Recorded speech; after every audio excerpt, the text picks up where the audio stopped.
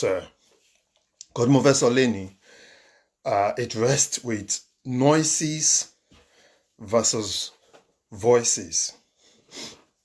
Sherry, we often confuse noises. It's going to be a quick one today. We often confuse noises versus voices. Now, let me give us an example.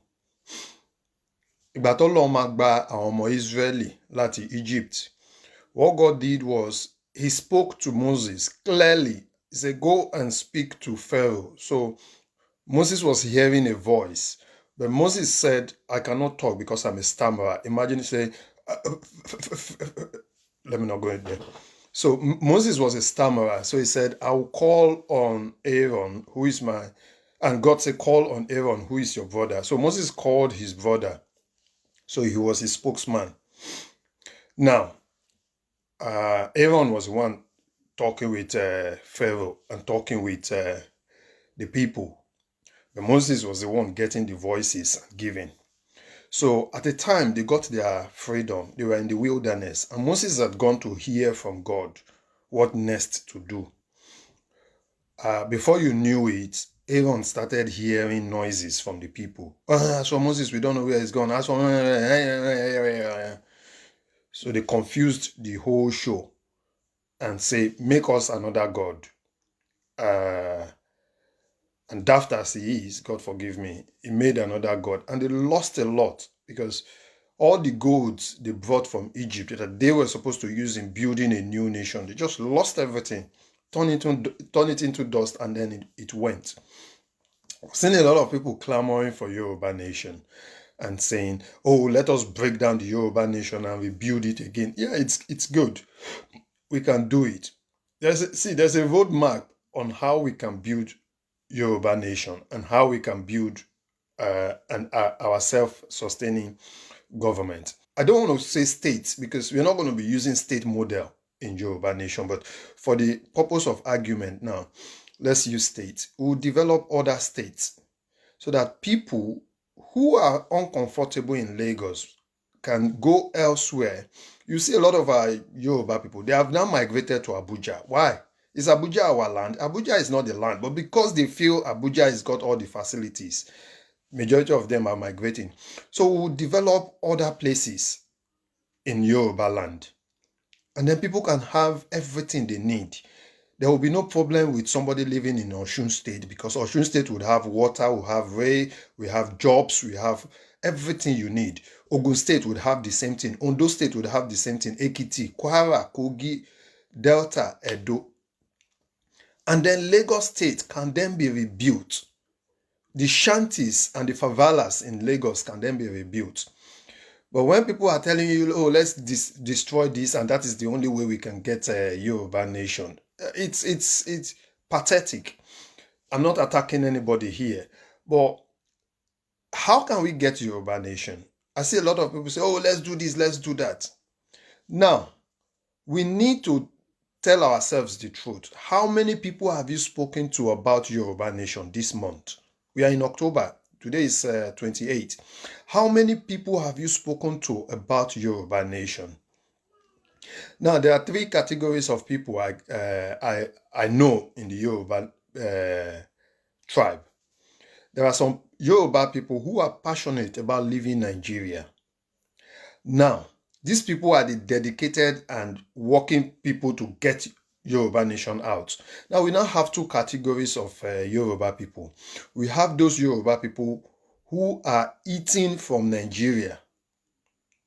They are eating from Nigeria and they don't want a new Yoruba nation because once the Yoruba nation comes, they cannot get their money to loot anymore. And then we have the Yorubas. They are not eating from Nigeria, but they don't see any problem with Nigeria. All they think is Nigeria is bad, we can all fix it. They are just fixating and fixated in a mirage, thinking that somebody somewhere will just press one button and you will fix Nigeria. I don't want to go into too much of that details. I will do it in another video. But the problem of Nigeria is quite complex. Leadership is a major problem in Nigeria. How can you have a leader in Nigeria. When the North thinks they are born to rule, when the East thinks Lagos is their property, when the West thinks education is the key, we all just speaking different languages and speaking different tunes, and everything is just discordant noises. If we get our Yoruba nation, then we can plan and say, okay, all Yoruba, Omo Yoruba, there's free school from primary to secondary, just like we have it in the UK, just like we have it in Norway, just like we have it in Finland. And if we're so blessed, which I believe we are, we can then extend it further to university, just like you have it in Norway. Even if you're a foreigner today, you can go to Norway and go to school without paying any school fees. You can go to Finland and go to school from primary to university to even PhD without paying school fees. You have free health care. Women go on 2 years maternity leave in Norway. In the UK, you can go as far as 1 year maternity leave. And the government takes care of you. But a lot of people just they believe the noise. So those Yorubas who are in that category don't reject Nigeria, but they still believe Nigeria can be better. I think they are the people that we need to reach out to make them understand that what we are doing, we're not doing it for ourselves. We're doing it for our unborn children because our generation has been bashed, it's been bastardized. I told us the other day, the electricity, UK had a program that they want to do away with carbon emission into the atmosphere to reduce CO2. They started building Hinkley Point in 2013. It's going to be completed in 2023, and it's going to generate up to 3,000 to 4,000 megawatts of electricity. That's going to replace coal. UK, as I speak to you, has constant electric power supply, but they are building what they will use in the future. In Nigeria, tell me one power project. Tell the government, say we bring you into government for your 4 years, don't tackle anything, don't fight corruption, just build us electricity. Just build us electricity. Any money you get, the major priority should just be build us electricity and see how our lives will develop from there. But they will not do it. Nigeria as of today spends 99% of our internally generated, externally generated, or generated revenue on recurrent expenditure. What that means is they are using that money to pay salaries, pay gbese, and pay everything, and there is nothing left for infrastructure. We have a population of over 200 million. In the next 30 years, our population is meant to double to 400 million. How do I know it? In 1960, our population was 50 million. And for 60 years, our population has quadrupled from 50 million to over 200 million. And at the end of this century, by 2100, they're predicting that Nigeria's population will be the second largest in the world with over 880 million.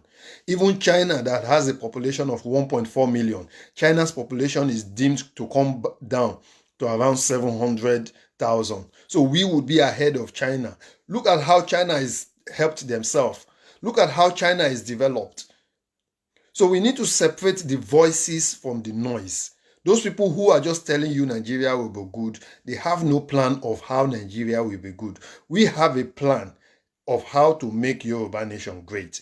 And I believe that as many that are listening, they will be able to differentiate between the voices and the noises. Let's not be the generation that perished with the Israelites in the wilderness.